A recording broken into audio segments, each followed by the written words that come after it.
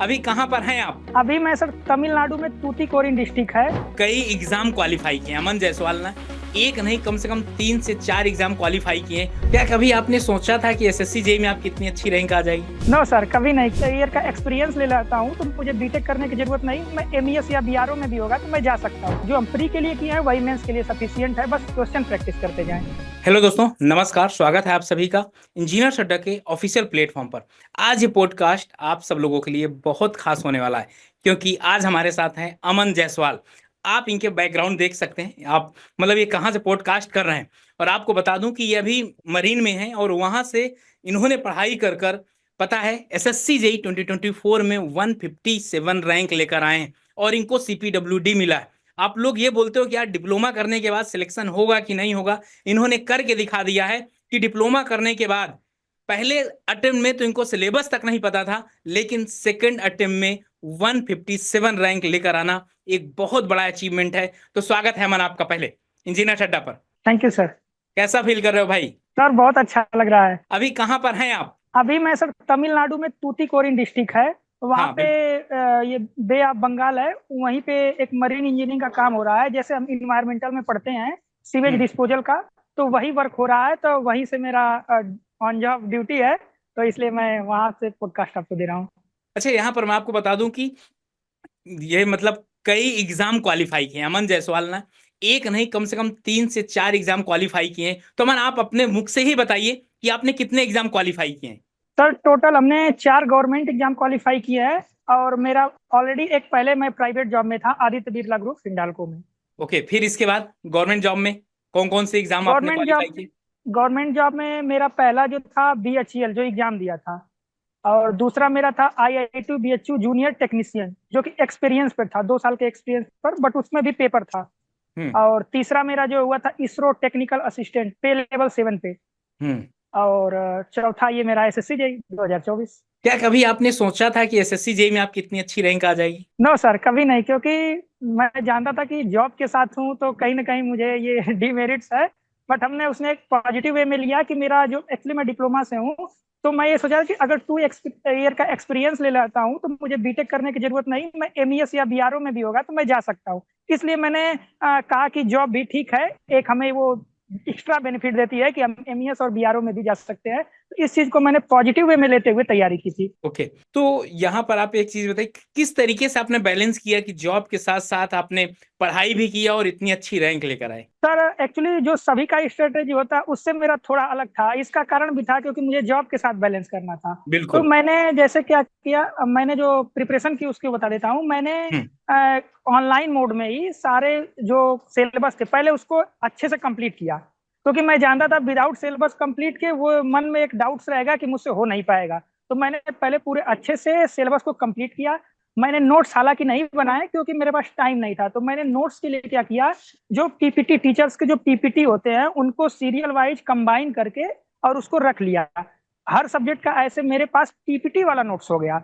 और फिर मैंने एक ऐप आता है जोड़ो, उसके थ्रू मैंने उसमें क्या है, मल्टीपल ऑप्शन होते हैं कि एडिट कर सकते हैं, हाईलाइट कर सकते हैं, कुछ भी ऐड कर सकते हैं। तो वहां से वो मेरा नोट्स बन गया। और उसके बाद मैंने जैसे ही मेरा सिलेबस कंप्लीट हुआ, मैंने क्या किया, जितने एसएससी जेई के पीवाईक्यू होते हैं वो एक बुक और एक एई जेई के बुक होते हैं वो दोनों बुक परचेज कर लिया। और वहां से मैंने A4 साइज के पेपर लेके और शॉर्ट नोट्स बनाना स्टार्ट कर दिया। शॉर्ट नोट्स बनाने का जो मेरा तरीका ये था कि जैसे कोई सब्जेक्ट कोई स्टार्ट किया तो उसका एक ही चैप्टर अच्छे से पढ़ लिया। उसके बाद मैं उसका एईजेई का वो क्वेश्चन और पीवाईक्यू दोनों सॉल्व कर लिया। और उसके बाद हमें ये पता हो जाता था कि ये इंपॉर्टेंट है, तो मैंने शॉर्ट नोट्स में लिख लिया।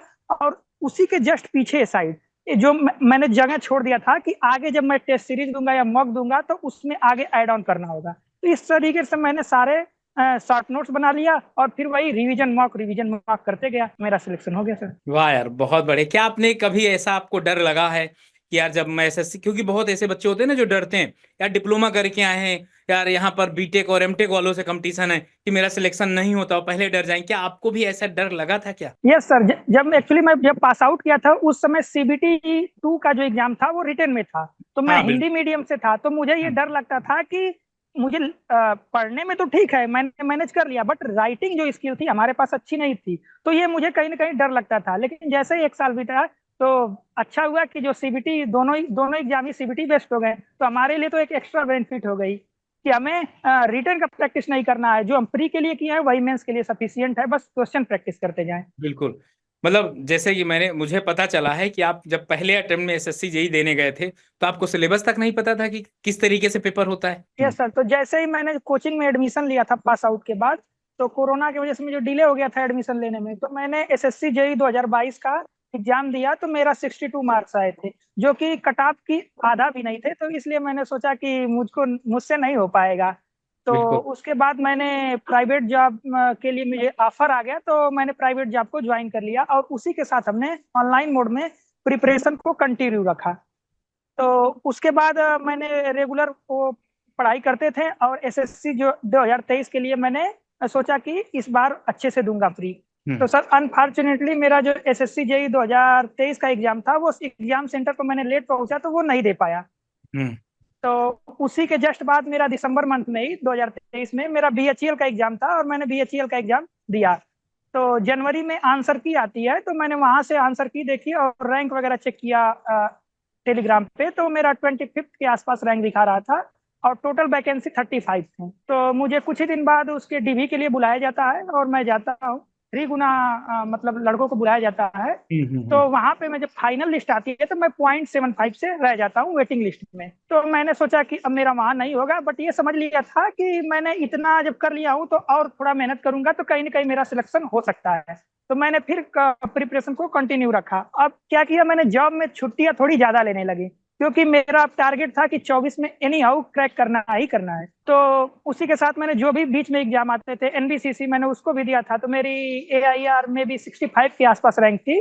बट वो क्यों कैंसिल हो गया, री एग्जाम अभी जस्ट हुआ है 2025 में जनवरी में, तो वहां भी मेरा हुआ कि नहीं होगा। फिर इसरो का मैंने एग्जाम दिया, उसमें ऑल इंडिया रैंक मेरी थर्ड आई थी, और जो सेकेंड रैंक था और मेरा जो रैंक था, वो दोनों का नंबर जो था सेम था, 70.69। तो उसलिए उसका सेलेक्ट हो गया, मुझको वेटिंग में रखा गया, कि क्योंकि मेरा डिप्लोमा में परसेंटेज उससे कम थे। तो इस तरीके से मेरा इसरो में मुझे लगा कि मेरा नहीं होगा। तो उसके बाद मैंने एसएससी जेई 2024 को टारगेट किया, और बीच में मैंने आईआईटी बीएचयू का एक एग्जाम था, वो 2 साल के एक्सपीरियंस बेस पर था, तो मैंने उसका पेपर दिया और मेरा वो क्वालिफाई हो गया। उसके बाद आईआईटी बीएचयू का स्किल टेस्ट था, और वो क्वालिफाइंग नेचर का।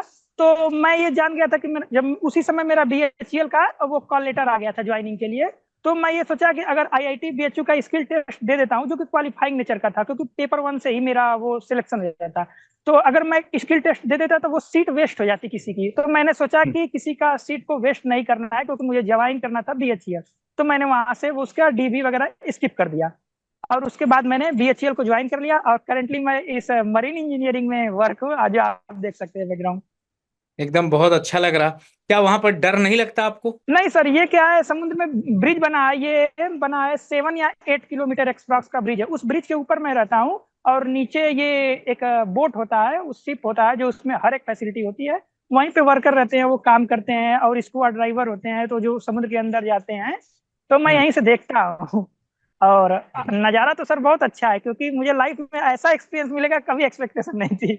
अच्छा, इसके बाद कितना टाइम आपको बचता था पढ़ने के लिए? कितने घंटे पढ़ लेते थे इसके बाद? मेरा जैसे पढ़ने को क्या है सर, आवर्स तो ज्यादा होते थे, बट इफेक्टिव जो टाइम होता था, मुझे 4 आवर्स अप्रोक्स मान सकते हैं, ओके। जो इफेक्टिव टाइम था। हाँ ऐसे हाँ। टाइम देखे तो सर बीच में, जैसे क्योंकि मेरा जॉब था ना, तो थोड़ा थोड़ा टाइम मिलता था, तो उसी में कर रहे थे। इफेक्टिव टाइम मेरा 4 या मैक्सिमम 5 कह सकते हैं। ओके, 4 या 5 आवर। ओके। तो यहाँ यस पर सर। आप एक चीजें बताइए कि आपके प्री में कितने मार्क्स आए थे, टेक्निकल वर्सेस नॉन तो टेक्निकल की मैं अगर बात करें?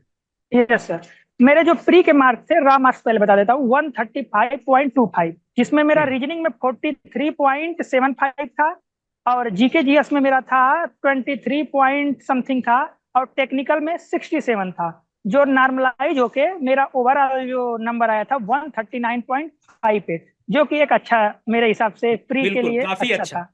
बहुत अच्छा था। तो किस तरीके से आपने हैंडल किया था टेक्निकल और नॉन टेक्निकल दोनों को? कहाँ से, मतलब रीजनिंग यस कैसे किए थे, कितने अच्छी आपकी एक्यूरेसी थी? सर, मैं जैसे जब भी वो सॉल्व करना था पेपर को, तो उससे पहले मैंने प्लानिंग की थी 2-3 महीने पहले से। मैंने ये माना था कि मुझे रीजनिंग में एनी हाउ 45 प्लस स्कोर करना है। तो इसके लिए मैं क्या करता था, डेली 3 मंथ्स पहले से ही रीजनिंग का जो सेक्शनल टेस्ट होते हैं 50 क्वेश्चन के, अब वो हो सकते हैं एसएससी जेई के हो, सीजीएल के हो, एमटीएस के हो, किसी के हो, तो हमने 50 क्वेश्चन के सीरीज को 35 मिनट्स में आते हैं टेस्ट, उसको रेगुलर एक डेली कुछ भी हो जाए मुझे वो मार्क देना ही देना, ये एकदम ठान लिया था। तो मैंने ओके। रेगुलर 3 मंथ के अप्रॉक्स रेगुलर एक रीजनिंग का टेस्ट दिया था। तो इस प्रकार से मुझे था कि रीजनिंग मेरा हो जाएगा। उसके बाद मैंने टेक्निकल के लिए 2-3 चीजें फॉलो किया था। पहली चीज कि मैंने जब एग्जाम के जस्ट 2 महीने पहले से मैंने सभी एग्जाम जो सभी प्लेटफॉर्म है उनके वो मॉक को परचेज कर लिया था। इससे तो सभी का परचेज कर लिया तो मेरे पास अप्रॉक्स 60 to 70 के आसपास मुझे फुल लेंथ टेस्ट देने का मौका मिल गया। तो मैं डेली रात को 11 बजे से 1 बजे तक या 10 बजे से 12 बजे तक इसके हिसाब से डेली बैठता था और एक फुल लेंथ मॉक टेस्ट देता था। और दिन में जॉब के साथ जब मुझे भी टाइम मिलता था आधे घंटे का 1 घंटा, तो मैं एक सेक्शनल मॉक टेस्ट दे रहा था, या किसी भी जो टीचर पढ़ाते हैं जैसे यूट्यूब पे एमसीक्यू, जहां से मैं अड्डा 24/7 का भी एमसीक्यू प्रैक्टिस किया था, तो उनके पीपीटी को डाउनलोड कर लेता था और वही अपने जॉब के साथ देखता रहता था स्क्रॉल करके कि क्या है, कोई नया कॉन्सेप्ट या कुछ ऐसा मिला तो मैं वहीं से पूरा प्रैक्टिस करता रहता था। ओके, बहुत बढ़िया। तो आपने बहुत अच्छे तरीके से बच्चों को बताया। अच्छा, एक चीज ये बताइएगा, आपके हिसाब से इंपॉर्टेंट सब्जेक्ट कौन कौन से हैं, या आपके फेवरेट सब्जेक्ट कौन कौन से थे? यस सर, फेवरेट सब्जेक्ट का बता देता हूँ। मेरा स्ट्रक्चर पोर्शन जितना था, जैसे हाँ। आरसीसी हो गया और सोम हो गया और हाँ स्ट्रक्चर ठीक। एनालिसिस था, ये सब सारे हमारे फेवरेट सब्जेक्ट थे। बट आज जो एसएससी जैसे एग्जाम में कंपटीशन इतना बढ़ता जा रहा है कि हम लोग कोई भी एक सिंगल सब्जेक्ट को छोड़ नहीं सकते। बिल्कुल अगर सही हम बात बोला। छोड़ेंगे तो हमारी अच्छी रैंक नहीं आ सकती। बिल्कुल। क्योंकि आजकल तो मतलब तीन चार इसलिए शिफ्ट में जैसे प्री का पेपर होता है ना, तो आप ये समझ लीजिए सारे एग्जाम में सारे सब्जेक्ट का वेटेज नियर अबाउट बराबर हो जाएगा, हो जाता है। जैसे इरिगेशन हाइड्रोलॉजी को हम बहुत आसान मानते हैं जब बहुत कम पढ़ते हैं, किसी पेपर में 6-7 क्वेश्चन उसी से आ जाते हैं। Yes sir. तो बहुत अच्छा आपने बताया। मैं अगर देख पाता हूँ बहुत ऐसे डिप्लोमा वाले बच्चे होते हैं ना, जिनका मतलब ये होता है कि सर कॉन्सेप्चुअल चीजें उनको आती रहती हैं, जैसे सर्वे हो गया, पीएमसी हो गया, थ्योरेटिकल चीजें आती रहती हैं, लेकिन उनको कहीं ना कहीं न्यूमेरिकल से बहुत ज्यादा डर लगता है। लेकिन आप तो एकदम अपोजिट थे यार। सर एसएससी जैसे एग्जाम में न्यूमेरिकल उतना नहीं पूछता, बट हमें न्यूमेरिकल प्रैक्टिस करना पड़ता है क्योंकि उसी से कॉन्सेप्ट की जो क्लियरिटी होती है वो न्यूमेरिकल के थ्रू होती है। बिल्कुल तो सही। मेरा ये मानना है कि आप न्यूमेरिकल सॉल्व करिए, बट उसका उतना मत सोचिए कि मुझसे नहीं हो रहा है, ये न्यूमेरिकल तो मेरा नहीं होगा। न्यूमेरिकल को आप लाइटली लीजिए, हो रहा है तो अच्छा, नहीं तो आप टाइम देंगे, टाइम के साथ सर सब चीज होता है। अच्छा, डिप्लोमा वाले बच्चे जो भी अभी तैयारी कर रहे हैं, उनके लिए आपके तरफ से क्या संदेश होगा, किस तरीके से तैयारी करें वो कि इस बार एसएससी जेईई 2025 को बहुत एक बेहतरीन रैंक, आपके बराबर रैंक भी आ जाए, बहुत अच्छी बात है यार। किस तरीके से हैंडल करें, स्ट्रेटजी क्या है आपका, सीक्रेट बताइए थोड़ा सा। यस सर, कोई भी बच्चा है चाहे डिप्लोमा का हो या बीटेक का, अगर उसको करना है तो मेरे से भी अच्छी रैंक अंडर 100 भी रैंक आ सकती है। तो ऐसा नहीं है कि उनका नहीं होगा या होगा। तो उसके लिए क्या करें, अब सबसे अच्छा तो डिप्लोमा वालों के बच्चों के लिए ये हो गया है कि मेंस में रिटन हट गया है, ये बहुत हाँ। अच्छा हो गया है।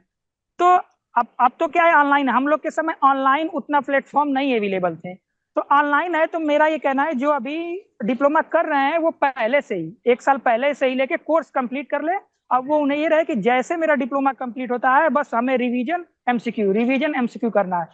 1 साल अगर कर लेगा तो कहीं ना कहीं सिलेक्शन तो हो ही जाना है। अरे वाह, बहुत अच्छी बात आपने बच्चों को बताया। अच्छा, एक चीज ये बताइएगा, टेस्ट सीरीज कितना इंपॉर्टेंट रोल प्ले करता है? यस सर, टेस्ट सीरीज का इंपॉर्टेंस तो बहुत ज्यादा है, क्योंकि कॉन्फिडेंस हमारे अंदर लाने के लिए कि मेरा सिलेक्शन हो जाएगा, मैं मेहनत कर रहा हूँ, सही डायरेक्शन में कर रहा हूँ, इन सब में कॉन्फिडेंस लाने के लिए टेस्ट सीरीज बहुत ज्यादा जरूरी है। विदाउट टेस्ट सीरीज तो एक तरीके से सिलेक्शन हो ही नहीं सकता। क्योंकि सर देखिए एग्जाम में होता क्या है, अटेम्प्ट सब लोग कर लेते हैं लेकिन एक्यूरेसी सबकी नहीं आती है। और बिल्कुल। एक्यूरेसी लाने के लिए हमें हमें टेस्ट तो देना ही पड़ेगा, और उससे बिल्कुल। भी ज्यादा इंपॉर्टेंट है कि टेस्ट को देने के बाद जितना टाइम हमने टेस्ट में दिया उतना ही टाइम या उससे ज्यादा टाइम एनालिसिस में देना है, या वो क्वेश्चन आ रहे हैं या नहीं आ रहे हैं, बट एनालिसिस सभी क्वेश्चन का करना है। एकदम एनालिसिस तो मेन पार्ट ही है भाई। अगर एनालिसिस नहीं करेंगे आप तो यस सर। टेस्ट देने का कोई भी मतलब नहीं है। बस आप टाइम बर्बाद कर रहे हैं। कहने यस मतलब सर। डायरेक्टली अगर बोलूं तो डायरेक्टली आप टाइम बर्बाद कर रहे हैं। क्योंकि जब तक आप उसका यस। एनालिसिस नहीं करेंगे सर, आगे नहीं बढ़ सकते। जैसा अभी आपको एक चीज बताता हूं मैं। अभी मैं अतुल आदित्य का पॉडकास्ट कर रहा था, और उस पॉडकास्ट में मुझे ये पता चला कि मतलब अगर आपने एक बार ठान लिया ना तो कुछ भी कर सकते हैं। अगर आपने ठान लिया तो कुछ भी कर सकते हैं सर। कैसे?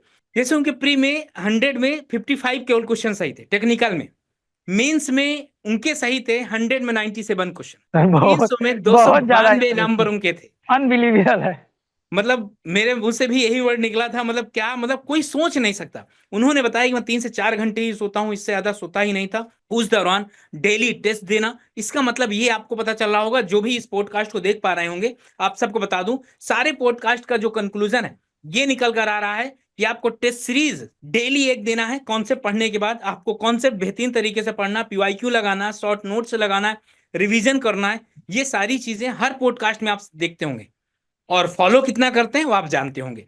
तो आप भी कर सकते हैं एकदम, अगर आप बहुत ताबड़तोड़ तरीके से, कायदे से अगर आप मेहनत करेंगे, तो मुझे पूरा विश्वास है कि एसएससी जेईई 2025 जरूर निकलेगा। मतलब आप यार, मतलब आपको देखकर कि आप जॉब भी कर रहे हैं मरीन में और ऐसी जगह पर, वहां पर पानी वगैरह कैसे अवेलेबल होता है? सर समुद्र है, तो जहां तक आपकी नजर जाएगी वहां तक समुद्र ही है। पूरा एक बार दिखाइए थोड़ा सा, एक बार। सर आपको जितना व्यू दिख रहा है सब समुद्र है उधर। फिर ओके। ये है ऐसी,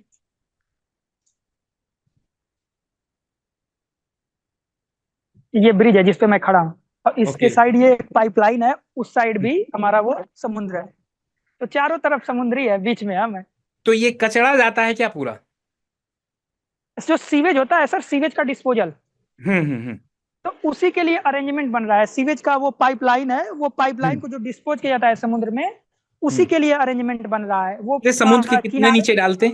ये 6 मीटर का ये है। अब वो अलग अलग वेरी करता है समुद्र में टाइड्स कैसे आते हैं। तो अभी यहाँ जो है 6 मीटर है डेप्थ ओके। में। तो दोस्तों, आप लोगों के पास बहुत रीजन होते हैं कि सर आज नहीं पढ़ पाए, क्या है। आप देख सकते हैं इसका जीता जागता उदाहरण, कि यहाँ पर दिन भर ऐसे शिप पर जॉब करना, फिर इसके बाद शाम में जाना, फिर से पढ़ाई करना, टेस्ट सीरीज, और भी डिप्लोमा किए हुए, समझते हैं आप लोग। और इसके बाद भी मैं एक चीज जानता हूँ कि जितना डेडिकेशन एक डिप्लोमा वाले स्टूडेंट के पास होता है ना, किसी के पास नहीं होता। ठीक ना, क्योंकि मैं आईआईटी में था तो वहां देखता था कि डिप्लोमा वाले बच्चे बहुत मेहनत करते हैं, बहुत एकदम, क्या ही बताऊं कितनी मेहनत करते हैं। तो यहाँ पर आप खुद देख सकते हैं। तो मैं फिर से आप सबको बता दूं एक चीज, कि भाई सिलेक्शन के लिए कोई शॉर्टकट रास्ता नहीं है। आपको मेहनत करना पड़ेगा, रातों को जगना पड़ेगा, नींदों को उड़ाना पड़ेगा, तभी आपका सिलेक्शन होगा। अगर आप सोच रहे हो केवल सपने में कि मेरा सिलेक्शन हो जाएगा, तो बस आप सोचते ही रहेंगे, सिलेक्शन दूसरे लोग लेकर जाते जाएंगे। तो आप आए यहाँ पर, अमन भाई बहुत अच्छी अच्छी चीजें बच्चों को बताए, और ये भी बताए कि जब आप एक चीज, कोई जिद, एक जो वर्ड होता है कि अगर मैंने जिद कर लिया कि मुझे सिलेक्शन लेना है, तो डैम से और आपको सिलेक्शन मिलेगा जरूर। और जिस दिन आप उस जिद पर काम करने लगेंगे ना, तो जरूर सिलेक्शन होगा। तो बहुत बहुत धन्यवाद अमन, आप आए और बच्चों को बहुत थैंक प्यारी यू सर। प्यारी और अच्छी अच्छी चीजें बताएं, जिससे बच्चे बहुत कुछ सीख सकते हैं इन फ्यूचर में, कि सर हम काम के साथ कैसे अपनी पढ़ाई को मैनेज कर सकते हैं। तो दोस्तों, आपको ये पॉडकास्ट देखकर बहुत अच्छा लगा होगा, बहुत कुछ सीखे होंगे, डेडिकेशन, कंसिस्टेंसी, और किस तरीके से अपने आप को मेंटेन रखना है, और जब डिमोटिवेट होते हैं तो किस तरीके से मोटिवेट रखते हैं। और सेल्फ स्टडी बहुत ज़्यादा ज़रूरी है, और इसके साथ शॉर्ट नोट्स, रिवीजन, सारे पॉइंट्स पर मैं अमन से बात किया, अमन ने बहुत अच्छे से बताया। तो बाकी अगर आपको और भी किसी तरीके की कोई भी रिगार्डिंग ज़रूरत हो, तो फिर से मैं आप लोगों के लिए इसी तरीके के पॉडकास्ट बनाता रहूंगा। सेशन अगर बढ़िया हो, लगा हो, तो सेशन को लाइक करिएगा, चैनल सब्सक्राइब करना मत भूलिएगा। ओके, थैंक यू अमन, और आप सब लोगों को भी thank you. Thank you sir. Welcome भाई।